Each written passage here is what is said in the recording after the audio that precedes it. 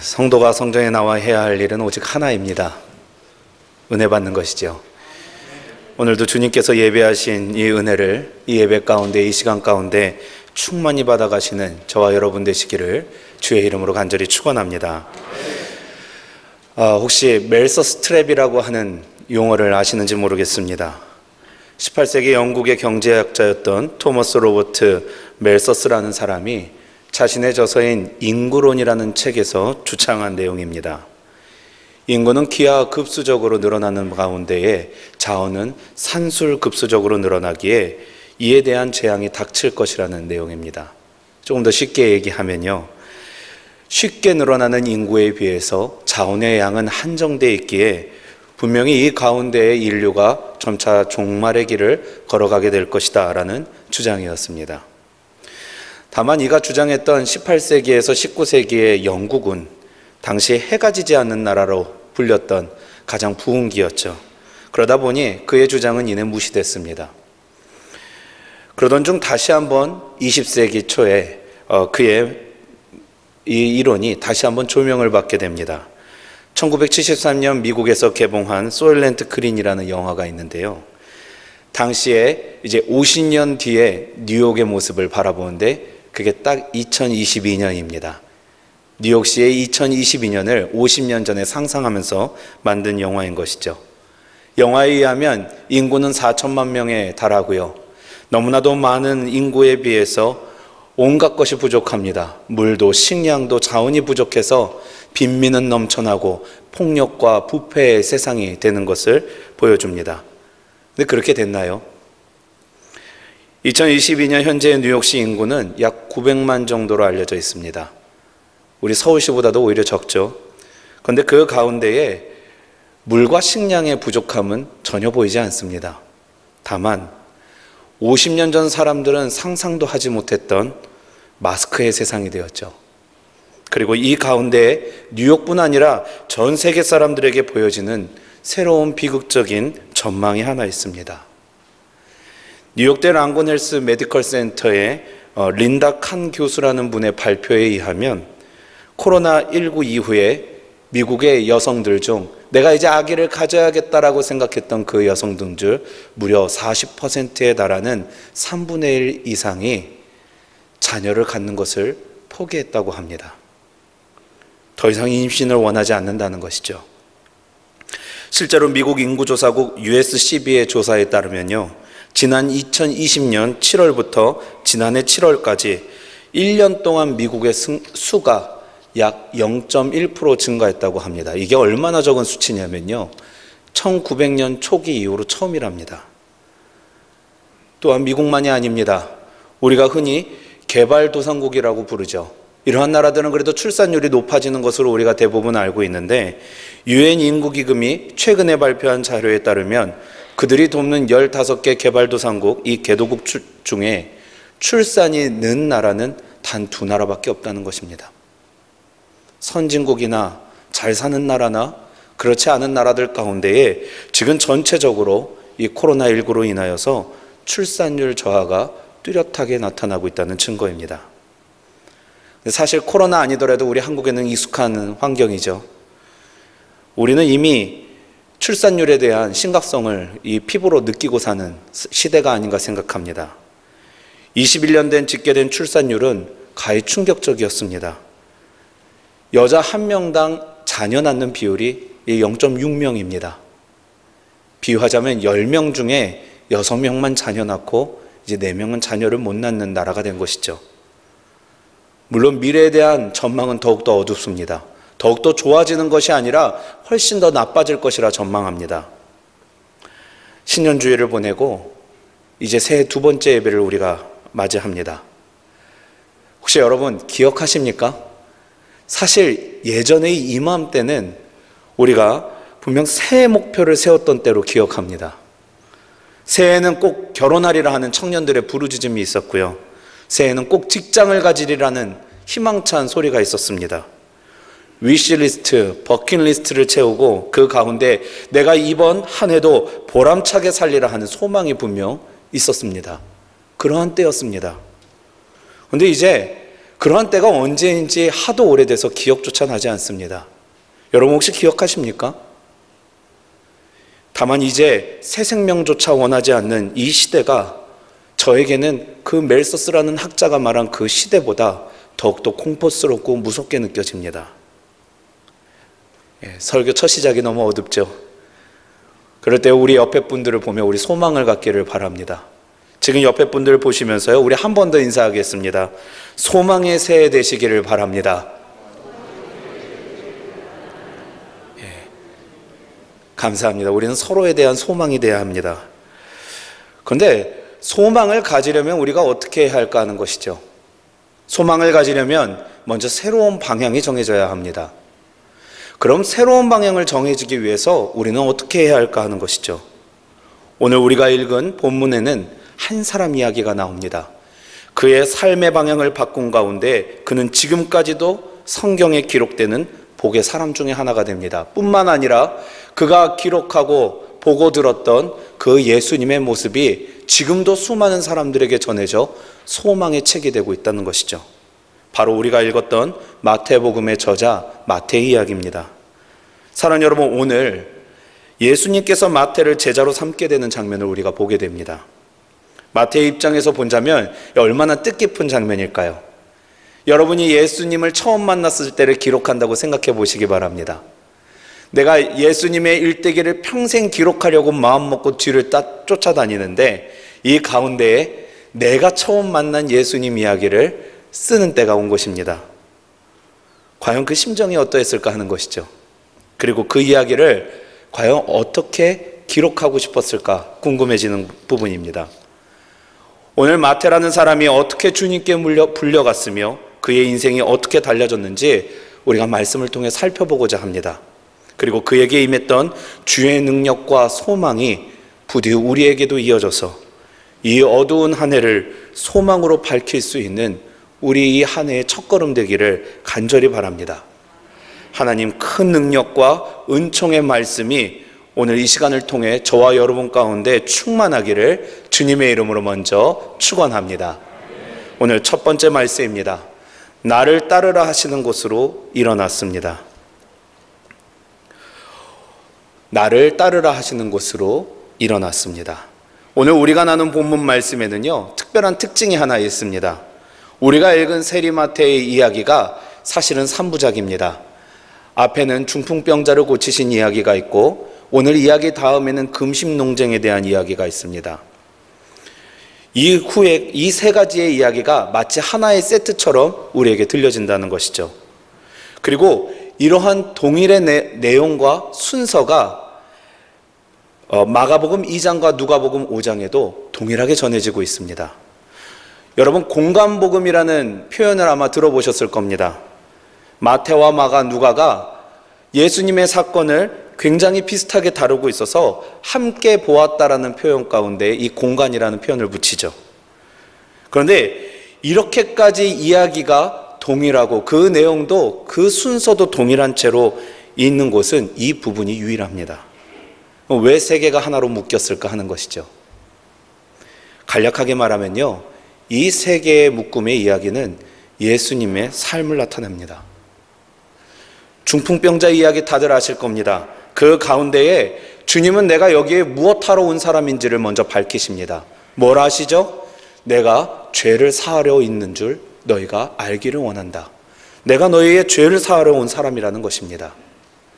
이후에 금신농쟁일 때는 주님께서 이렇게 얘기하십니다. 곧 나로 인해 너희가 슬퍼하며 금식하게 될 것이다.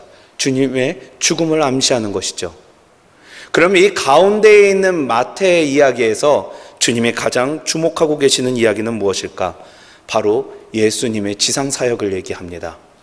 그리고 그 내용이 무엇이죠? 너희를 부르러 왔다.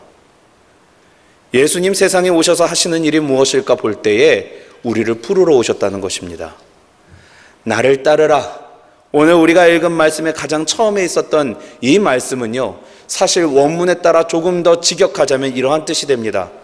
이제부터 평생 나를 따라라. 계속 따라라. 여러분, 이 가운데 따라가실 수 있겠습니까? 아니, 갑자기 나를 모르는 사람이 밑도 끝도 없이 찾아와서 나에게 이렇게 얘기하는 것입니다. 모든 너의 삶을 버려두고 이제부터 나만 평생 따라라.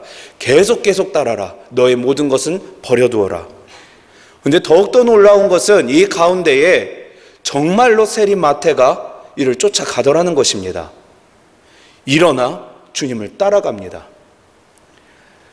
당시 세리라는 사람은 이렇습니다. 세금을 걷는 지금의 세무원과 같은 역할이죠. 그런데 지금과는 성격이 조금 다릅니다. 이때 이 세리를 뽑는 기준이 무엇인가? 더욱더 많은 세금을 가지고 올 수 있는 자를 뽑습니다. 다시 말해서 같은 민족임에도 불구하고 로마가 우리에게 더욱더 많은 세금을 가져다 주기 위해서 매국노처럼 뽑은 사람이 세리라는 것입니다. 서로 어렵고 서로 불행한데도 불구하고 나 살겠다고 더욱더 많은 세금을 걷어서 어려운 사람들을 더 어렵게 하는 사람, 그것이 바로 그러한 직업이 세리였다는 것이죠. 오늘 마태가 그러한 삶을 살았습니다.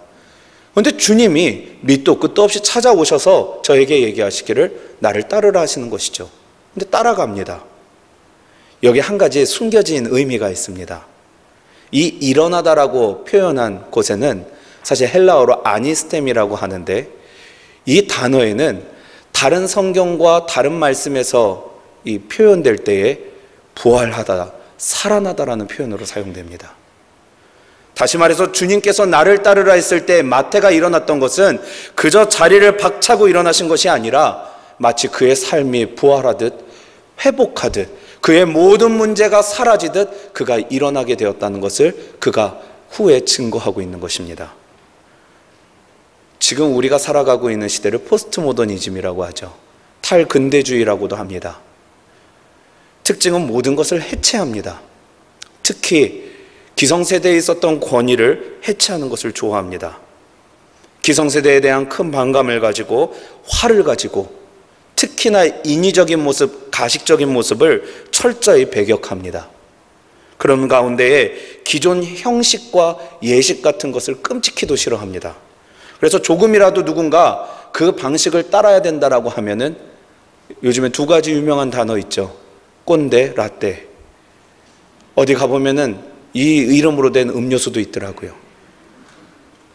이 가운데 자연스러운 것을 추구합니다. 요즘 방송에서 가장 많이 듣는 것 중에 하나가 젊은 세대 가운데 중에서 날 것이라는 단어가 많이 들립니다. 더 직관적인 것, 꾸미지 않은 것, 자연스러운 것. 근데 여기에 함정이 있습니다. 자연스러운 것, 더 직관적인 것을 살피다 보니 감각적인 것이 선호가 됩니다. 그리고 그 감각적인 것이 더 선호되다 보니 그 가운데는 자극적인 것이 됩니다. 더 자극적이려면 어떻게 돼야 되나요? 결국 본능에 의지할 수밖에 없게 됩니다. 우리가 너무나도 잘 알다시피 본능이라는 것은 결국 욕망과 탐욕에 질 수밖에 없는 구조를 가지고 있습니다. 요즘 우리 가운데 직관에 맡겨라, 너희 본능에 충실하라, 너희 안에 있는 잠재의식을 깨워라 이런 말들을 얼마나 많이 듣습니까? 그런데 이 가운데 결국 본능과 그 모든 일들 가운데 우리가 욕망과 탐욕에 질 수밖에 없는 사회구조를 만들게 되더라는 것입니다. 기성세대를 그렇게 편협하게 얘기하고 배격하지만 결국 지금 자녀들의 삶 가운데에서도 부조리가 일상을 지배하는 사회를 살아가더라는 것이죠. 물질이 선한 것이 되고요. 물질 많은 것이 힘이 됩니다. 부모의 지식은 꼰대와 라떼로 가려져 있고요. 자녀들의 문화는 더욱더 자극적이고 본능적인 것에 끌려가고 있는 중입니다. 가장 심각한 것은 무엇이냐? 아무도 이 가운데에 나서려 하지 않는다는 것입니다. 예전에 길거리 지나가는 학생이 담배 피우고 지나가면은 사방팔방에서 손가락질을 당했습니다. 어른들이 감히 어디서 길거리에서 담배를 피냐고. 여러분 혹시 최근 몇 년 중에 청년들 담배 필 때 담배 꺼라고 얘기하신 분 여기 계십니까? 잘못하면 큰 봉변당하죠. 아무리 엇나가도 내버려 둡니다. 왜요? 내가 봉변당할까 봐. 담배값 포장지에도 버젓이 써져 있는 청소년의 흡연을 금합니다라는 문구가 그렇게 외면당합니다. 교회도 마찬가지죠.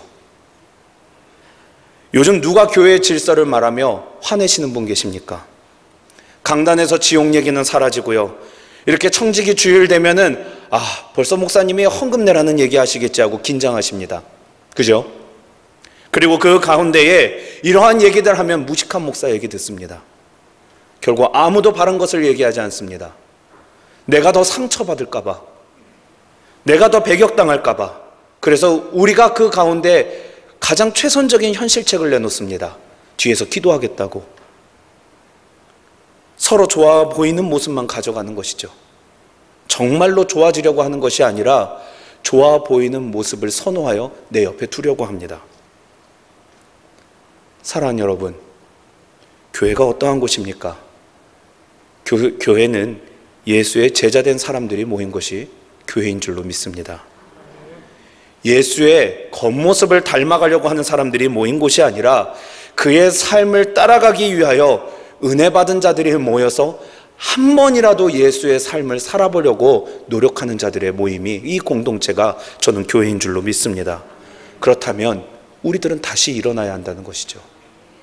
다시 세워야 합니다. 그러나 기억해야 할 것이 있습니다. 오늘 마태와 같습니다. 그냥 일어나면 안 된다는 것입니다. 오늘 마태는요, 나를 따르라고 부르시는 그 주님의 음성을 향해 따라갔습니다. 쫓아간 것입니다.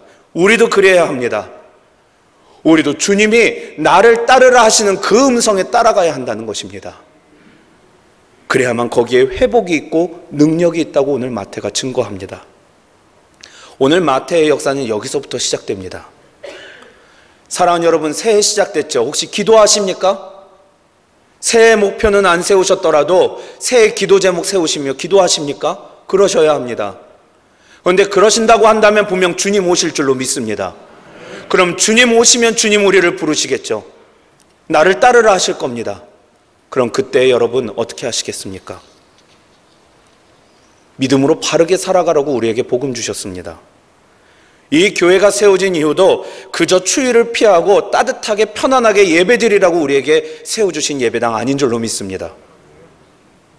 따라 나서기 위해 여기에 한 사람이라도 지난날 나와 같은 사람들이 새롭게 예배드리는 그 모습을 보기 위해 이 교회가 세워지고 이 그리스도의 복음이 우리에게 전해진 줄로 믿습니다.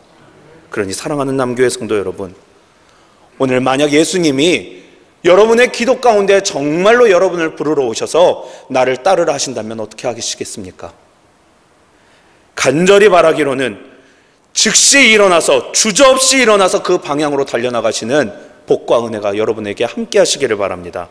그러할 때 여러분의 삶이 소망으로 바뀌시며 비로소 문제가 해결되고 내 안에 있는 어두움과 욕망과 두려움이 물러가는 하나님의 선한 자녀로 시작하게 될 줄로 믿습니다. 이 믿음으로 한 해를 시작하시는 저와 여러분의 인생 되시기를 주님의 이름으로 간절히 축원합니다.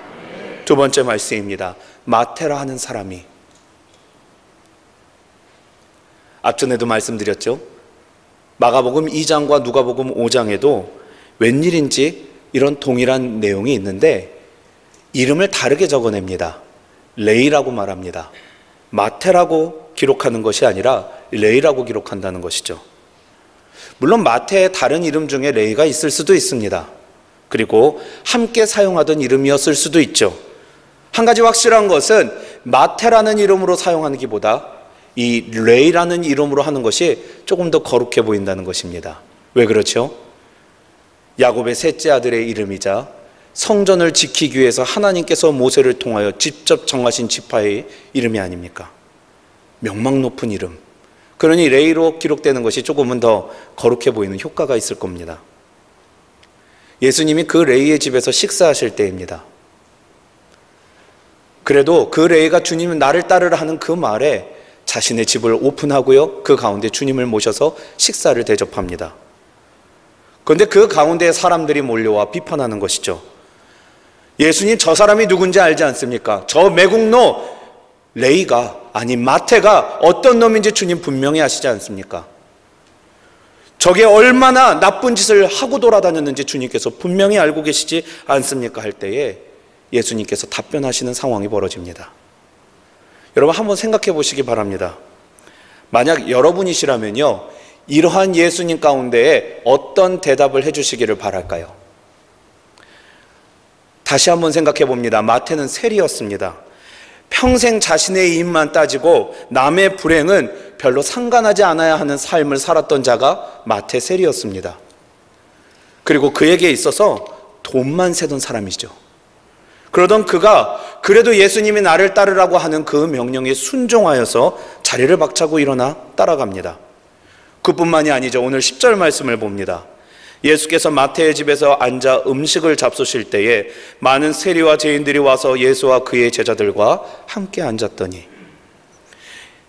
예전에 서울역에 가면 이 노상 그 서울역 안에서 주무시던 분들이 많았었습니다. 지금은 이제 한 분도 안 계시죠. 판자 깔고 주무시던 분들이 있었습니다. 제가 한 번은 학생 때 그 모습을 본 적이 있는데 재미난 광경이 벌어졌습니다. 그 중에서 한 분이 쫓겨나시는 거예요. 아니, 서로 어려운 지경에 있고 환경에 있고 서로 다 아는데 왜 그분이 쫓겨날까 하고 봤더니 얘기를 잠깐 들어보니까 이유가 이렇습니다. 너 더러워서 냄새 난다고 나가라는 겁니다.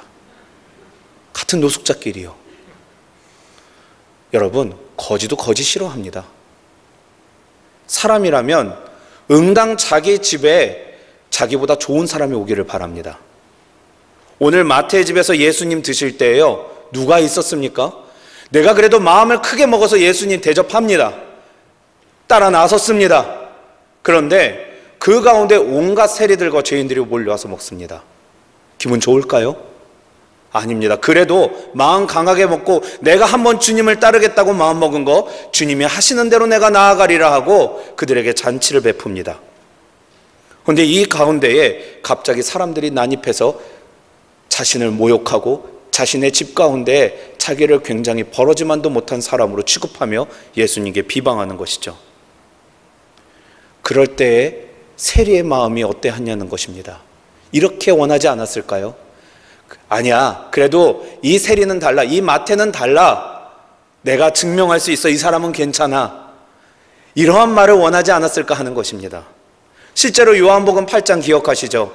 가늠한 여자의 그 현장에서 예수님께서 이렇게 말씀하십니다. 너희 중에 죄 없는 자가 돌로 먼저 치라. 그 말에 모두 먹쓱해져서 돌아간 것을 우리가 다 알고 있습니다. 그러니 오늘 이 가운데에서도 주님께서 아니야, 너희들은 죄 없니? 라고 얘기해 주시며 그를 두둔했다면 얼마나 좋았을까 하는 것이죠. 그런데 예수님의 대답은 전혀 다릅니다. 오늘 12절과 13절 말씀입니다. 예수께서 들으시고 이르시되 건강한 자에게는 의사가 쓸데없고 병든 자에게라야 쓸데있느니라. 너희는 가서 내가 긍휼을 원하고 제사를 원하지 아니하노라 하신 뜻이 무엇인지 배우라. 나는 의인을 부르러 온 것이 아니요 죄인을 부르러 왔노라 하시니라. 여러분, 이 말씀을 들을 때에 마태의 마음이 어떠할까요? 예수님께서 이렇게 말씀하시는 겁니다. 그래, 알아. 내가 이 마태라는 자가 병든 자라는 거 안다. 죄인이라는 거 안다. 그런데 내가 이러한 자들을 위해 왔어라고 지금 말씀하고 계십니다.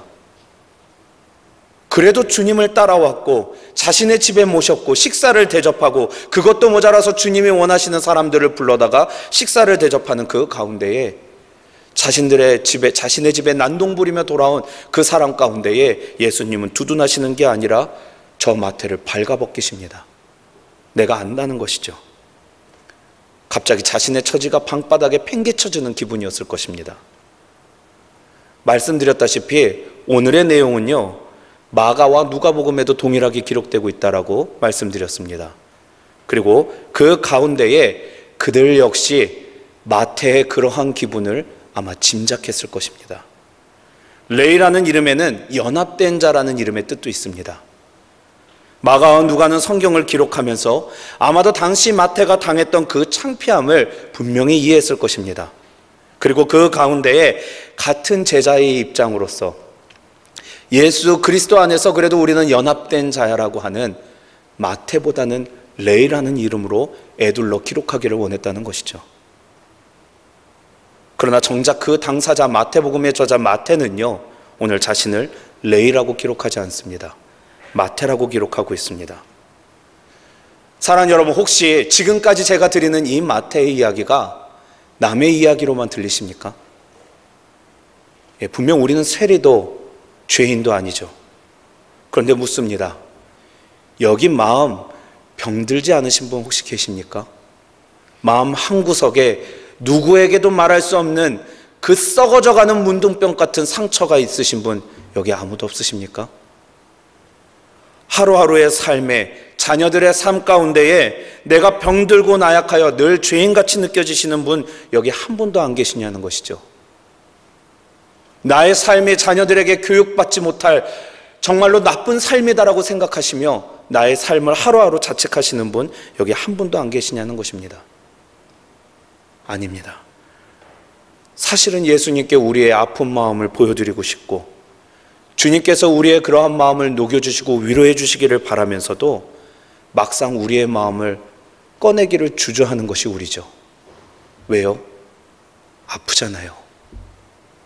내가 이 상처를 꺼낼 때, 내가 이 약점을 꺼낼 때에 필요 이상으로 상처받을까 봐 우리는 그 약점 꺼내기를 주저합니다. 그래서 막상 주님이 나에게 오셔도 우리 어떻게 합니까? 숨거나 피합니다.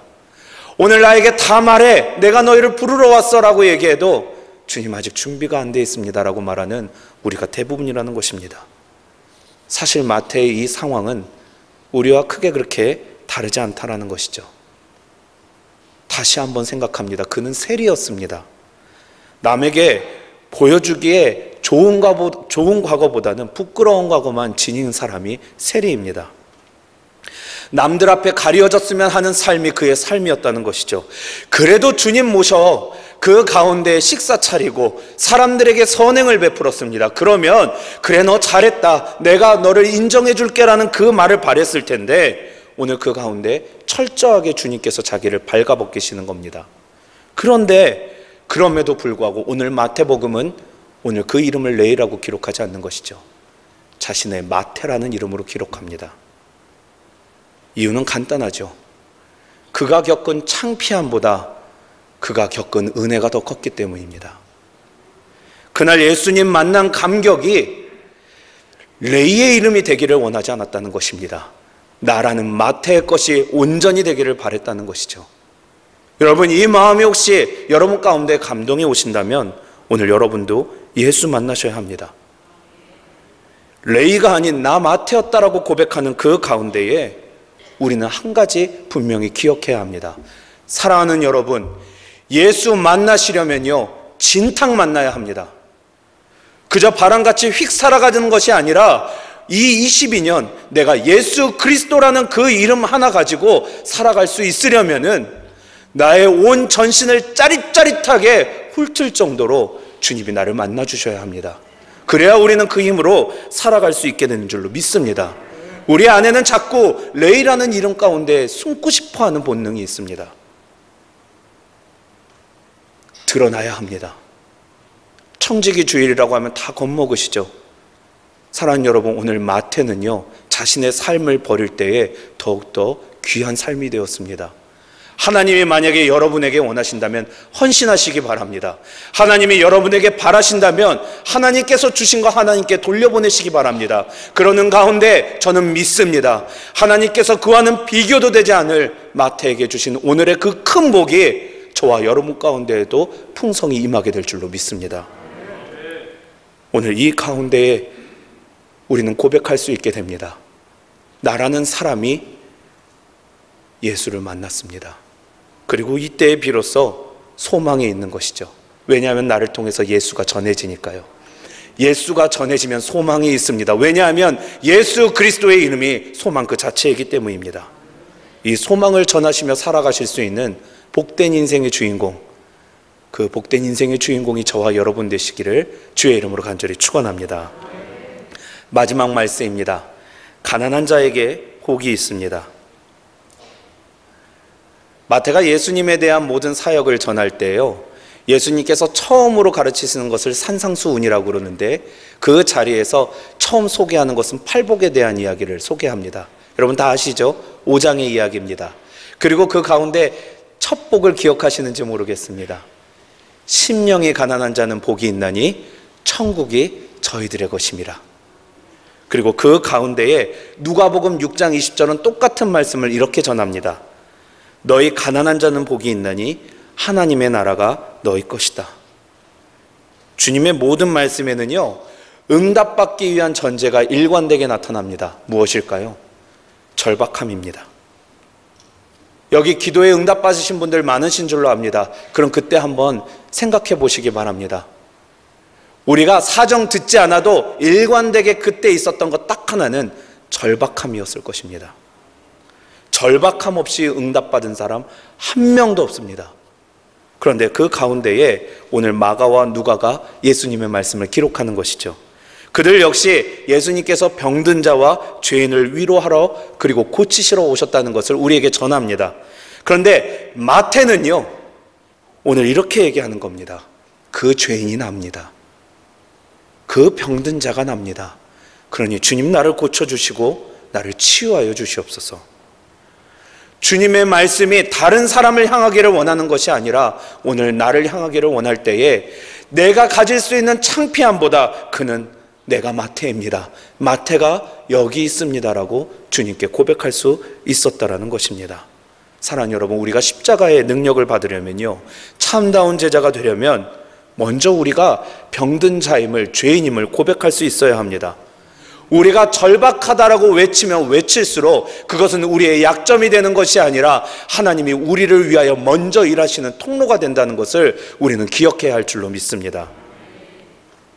우리가 건강하지 못할수록, 우리가 죄에 빠져 있을수록, 우리가 애타게 절박함으로 주님 부를 때에 주님은 그 누구보다도 먼저 우리를 찾아주실 줄로 믿습니다.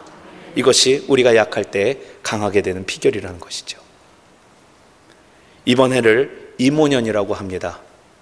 검은 호랑이를 의미하는데, 예로부터 호랑이가 귀신을 쫓거나 그리고 질병을 몰아내는데 효험이 있다고 해서 이번 해를 두고 이제 코로나가 좀 물러나가는 때가 되었으면 좋겠다라고 많은 분들이 기대를 가진다고 합니다. 오죽 소망이 없으면 동물에게 소망을 맡깁니다. 요즘 거리의 사람들을 보면요, 아니 멀리 나갈 필요도 없습니다. 여러분, 오늘 요즘에 거울 보십니까? 저도 아침에 제 거울을 봤는데 느끼는 것이 그겁니다. 소망이 없어 보입니다. 그래서 우리는 옆에 사람을 보면서 그 안에 임재하시는 예수 그리스도를 쳐다봐야 한다는 것이죠. 예수 그리스도께서는 늘 계십니다. 우리와 늘 함께 하시기를 원한다는 것입니다. 그래서 우리에게는 절박함을 가져야 합니다. 가난해지는 자리로 스스로 갈 수 있어야 한다는 것입니다. 이번 주일을 청지기 주일이라고 하죠. 다 아실 겁니다. 청지기가 누구입니까? 주인의 맡은 것을 주인의 뜻대로 관리하는 관리인이 청지기입니다. 히브리어로 아셰르 알바이트라고 하는데 직역하면 이런 말이 됩니다. 집을 지키는 자. 여러분, 어떤 집을 받으셨습니까? 여러분의 손에 어떠한 집들이 계십니까? 그리고 그 집들은 잘 지켜지고 계십니까? 만약 22년을 시작하는 이때에 하나님께서 여러분에게 주신 그 집이 잘 지켜지기 어렵고 나의 삶에 나에게 주신 그 집이 도저히 내가 견딜 수 없다라고 생각한다면 여러분, 하나님 앞에 절박해지시기를 간절히 부탁합니다. 그 가운데 가난해져야 합니다. 그래야 하나님께서 도우신다라는 것이죠. 주님, 나 절박합니다. 내가 병든 자입니다. 내 삶을, 내 자녀를, 내게 주신 집들을 나는 도저히 감당할 수가 없습니다. 주님, 지난날 내가 주님께서 말씀하셨던 그 병자의 삶이 나 맞습니다. 그렇게 외칠 때에, 그리고 그 가운데 주님을 향하여 일어나 주님에게 주저없이 달려나갈 때에 그 마태라는 사람은 바로 나라는 사람이 될 줄로 믿습니다. 주님을 전하는 그 능력이 우리에게도 전해져야 합니다. 새해 주님의 선한 청지기 되시는 저와 여러분 되시기를 바랍니다. 주님 쓰시겠다고 하시면 아낌없이 드리시는 여러분 되시기를 바랍니다. 여러분의 창고와 집을 열어드릴 때요, 놀라운 일이 벌어집니다. 주님께서 그 집의 주인 되어 주신다라는 것이죠. 마태는요, 그 이름을 아람어에서 따온 것다라는 말이 가장 많습니다. 그리고 그 발음대로 할 때에 그 이름 안에는 하나님의 선물이라는 이름이, 그 의미가 숨겨져 있습니다. 여러분, 하나님의 선물이 하나님의 선물답게 살려면 자신의 집을 개방해야 합니다. 오늘 그러한 복과 그러한 도전이 저와 여러분의 삶의 가운데 있기를 간절히 바랍니다. 오늘 이 22년 한 해 그렇게 시작하시는 저와 여러분의 시작되시기를 주님의 이름으로 간절히 축원합니다. 기도하시겠습니다. 우리를 늘 선한 길로 인도하시는 전능하신 하나님, 지난해 어려웠던 삶 가운데에서도 또 다른 새해를 바라보게 하시니 먼저 주님께 감사를 드립니다. 오늘 말씀의 가운데에 저 마태의 고백을 통해 응답받는 간구와 절박함을 다시 배웁니다. 소망 없고 전망 없어 보이는 이 한 해 가운데에 다시 한번 오직 예수 그리스도를 소망하며 나아가오니 주여 이 죄인들의 삶에 찾아와 주시옵소서. 그냥 찾아오지 마시고 고치시고 싸매어 주시사 회복하게 하시고 일어나게 하여 주시옵소서. 새로운 한 해 우리의 간구 가운데 새로운 소망으로 이끌어 주실 줄을 믿습니다. 이 모든 것 가운데 성령께서 우리와 함께 하시기를 간절히 구하오며 우리 구주 예수 그리스도 크신 이름 받들어 감사하며 기도드리옵나이다. 아멘.